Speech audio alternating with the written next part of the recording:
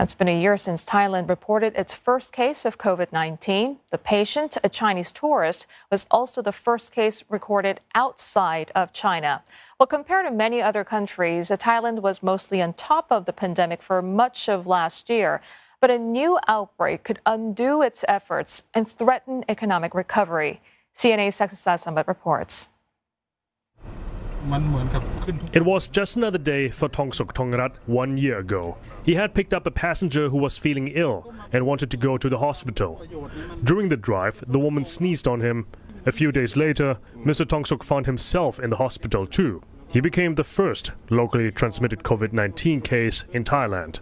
โอ้โหตอนที่ไปนอนคืนแรกร้องไห้ทั้งคืนนะเราก็ไม่คิดว่าเราจะรอดชีวิตนะตอนนั้นนะมันเหมือนกับการรักษายาอะไรมันไม่มีไงทางจีนก็ตายกันทุกๆวันเรานอนอยู่ในห้องห้องความดันลบห้องกักเชื้อเราก็ดูข่าวทีวีใช่ไหมเขาก็ปล่อยอิสระนะให้เราดูทีวีอะไรได้เราก็ดูว่ามันเริ่มลุกลามไปเรื่อยๆเริ่มไปโน่นไปนี่การตายเริ่มนั่นแหละผมก็คิดว่าผมน่าจะไม่รอดนะ Mr. Thongsuch survived, but by the time he was discharged, Thailand and the rest of the world were entering a global pandemic that has brought unprecedented disruption.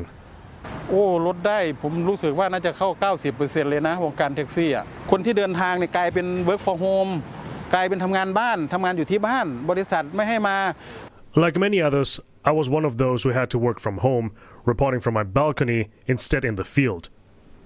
The hustle and bustle of Bangkok came to a sudden halt for weeks.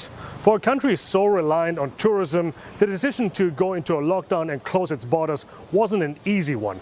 But Thailand did manage to contain the virus for most of 2020, earning them praise from the World Health Organization.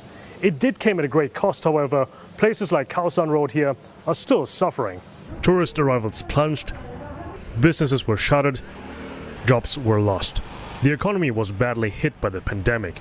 The government poured billions of dollars into stimulus packages, but observers like Tim Lilahapan from Standard Chartered Bank say in the long term, Thailand's economy needs to shift its focus. We have learned that focusing on only one sector, for example, the tourism sector, that could be the risk for the country if such market was hit by, for example, the pandemic. I think in 2021, it's still a challenging year for Thailand. We agree on the point that we are recovering. We agree on the point that this year might be better than 2020, but growth this year remains soft. We are looking for only a mild recovery this year. But that recovery is some way off now that a second wave has emerged. The current outbreak started at a seafood market in Samut Sakhon province. Officials have imposed some restrictions again, but the government is shying away from another nationwide lockdown, saying it would burden the economy even more.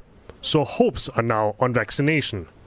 Thailand initially purchased the Oxford AstraZeneca vaccine, but rushed another order from Sinovac following the second wave.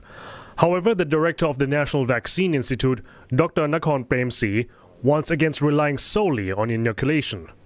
But we need to be well aware that the vaccine is not a single magic bullet to control of the epidemic. Vaccine efficacy will not be 100%, meaning that the risk to be there. So everyone needs to practice ourselves in a very good health manner to protect ourselves until the situation of epidemic and pandemic calm down, and then we can live our life in the, I can say what we call near normal. Thais like Mr. Thongsuch will have to get used to this new reality, masks, sanitizers and all, for the foreseeable future, with the country still driving on a long road to recovery. Saksasa Sambat, CNA, Bangkok.